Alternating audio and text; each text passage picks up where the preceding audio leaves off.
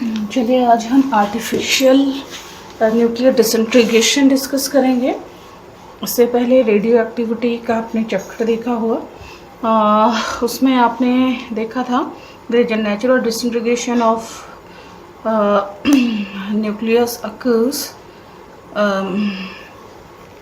these elements are known as the radioactive elements and these elements are also heavier elements, यानी कि uranium, radium, radon, जो भी आपके heavier elements हैं उनका आर्टिफिशियली उनका नेचुरली डिसइंटीग्रेशन होता है। वो alpha, beta, gamma rays particles आपके आपके न्यूक्लियस से निकलते हैं, जो आपने देखा होगा। यहाँ पे हम देख रहे हैं कि is nucleus disintegration of lighter nuclei, क्योंकि लाइटर न्यूक्लियाई आपको पता है स्टेबल होते हैं।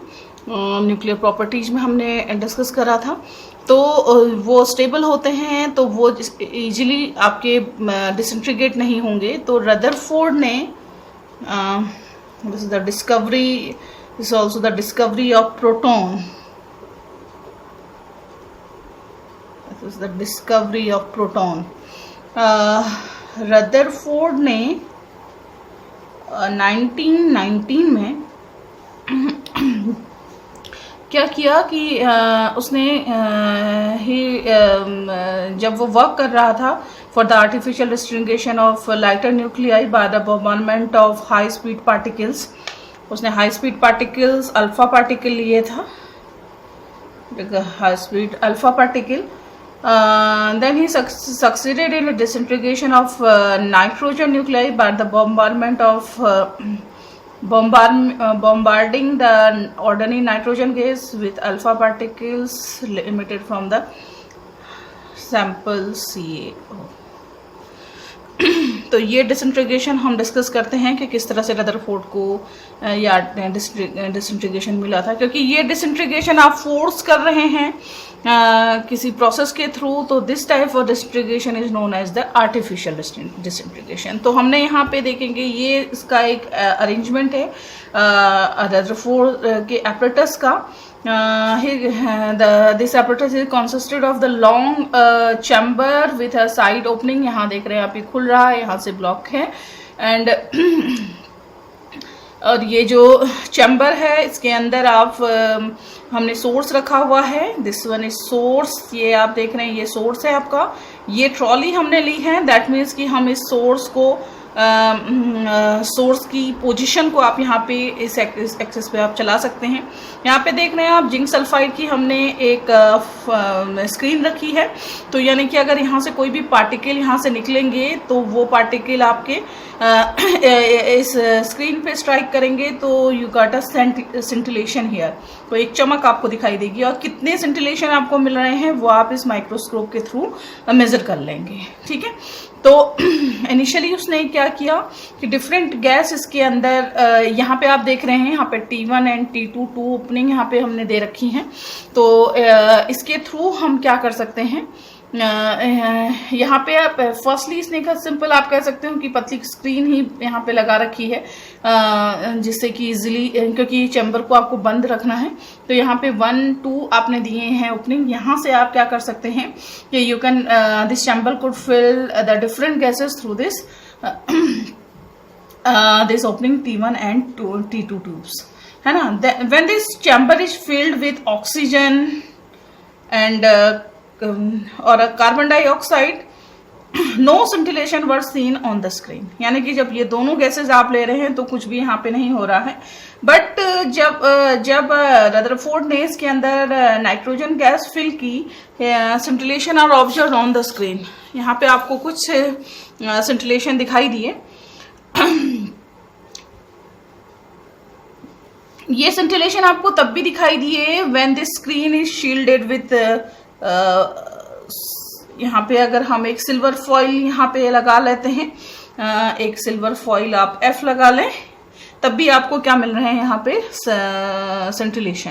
यानी कि अगर आप थिक, क्योंकि आपको पता है अल्फा पार्टिकल की रेंज काफ़ी कम होती है, क्योंकि वो हैवीएस्ट पार्टिकल जो हमारे न्यूक्लियस से निकल रहे हैं तो इसकी रेंज काफ़ी कम होती है।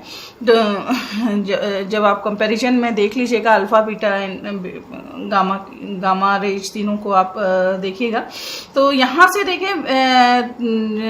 इतनी मोटी शील्ड हमने यहाँ पे लगा ली।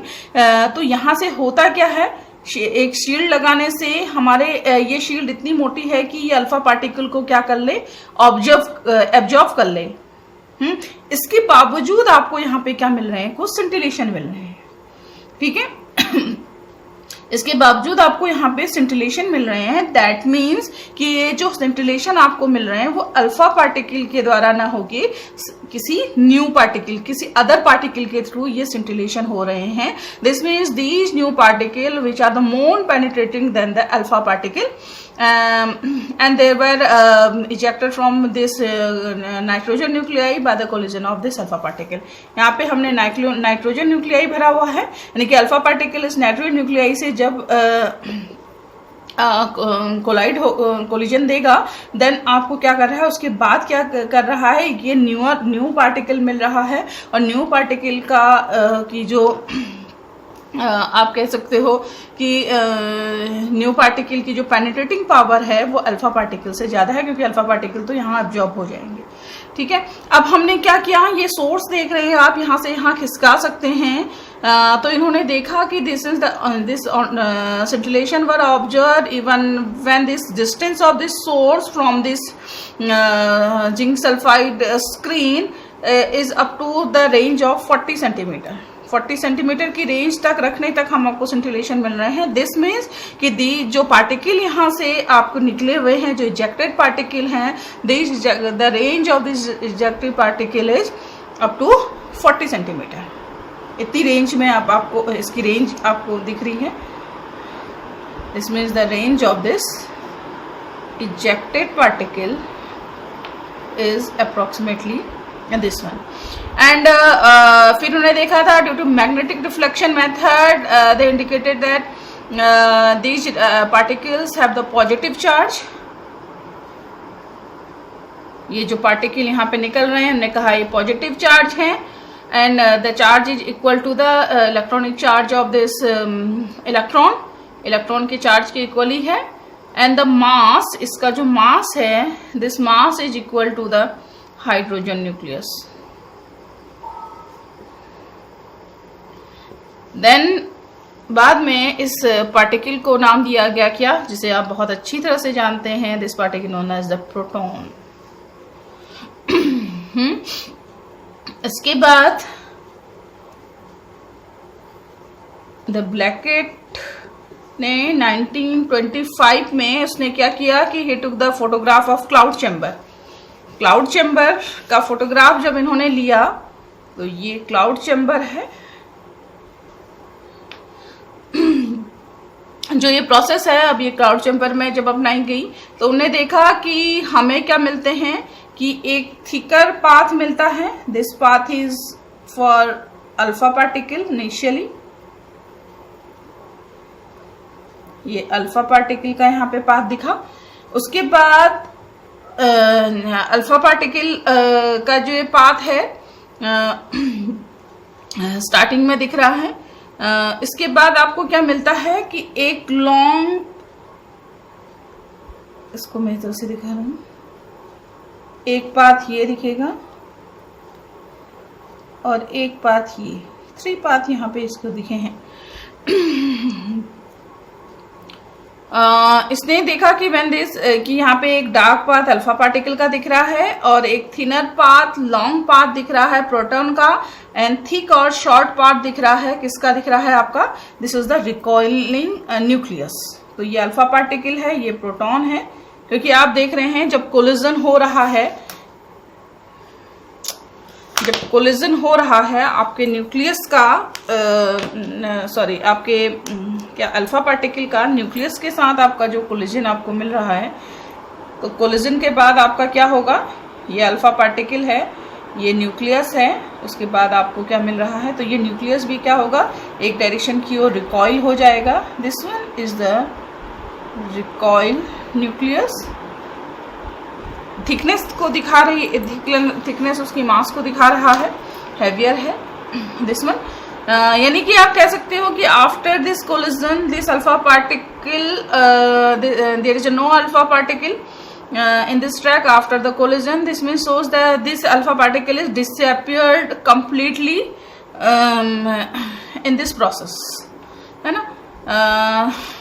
Then we concluded that this alpha particle did not rebound after a collision but the absorbed by the this nitrogen nucleus.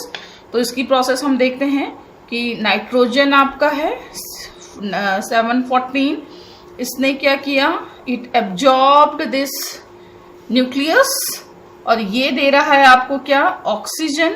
This one is 17 plus proton, ये देख रहे हैं आप.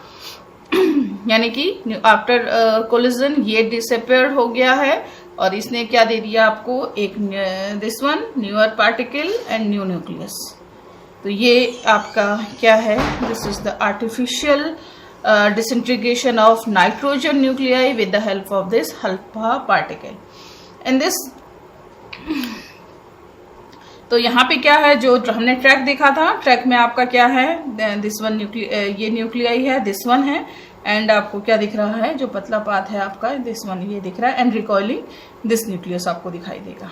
ठीक है. This is the first artificial nuclear disintegration. Following this, इसके बाद Rutherford के this historical experiment on artificial disintegration के बाद Rutherford and Chadwick disintegrated other dietary nuclei by the bombardment of this alpha particle.